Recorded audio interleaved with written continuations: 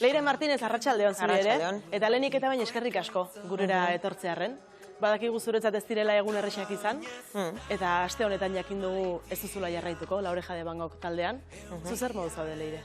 Bueno, ondo nagoela edo gaizki nagoela esango banu, seguru, gaizkitzat dana. Ez dut etxean geratu nahi, eta egia da momentu honetan ez dudala honen inguruan gehiagorik ere esan nahi. Iritsiko da momentua, orain, lasai egoteko, gauzak pentsatu, eta lekutzeko, eta momentua da, eta jazte iritsiko da.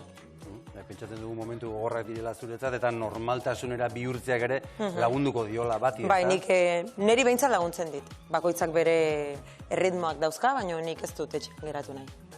Leire, jakintzazula, guk beso zabalik hartu zaitugula, eta nola ez, momentua iristen denean, zuk nahi izan ezkero badakizu hemen gaudela. Badakit, bai. Eskerrik asko, Leire. Eskerrik asko, Mila esker benetan. Eskerrik asko.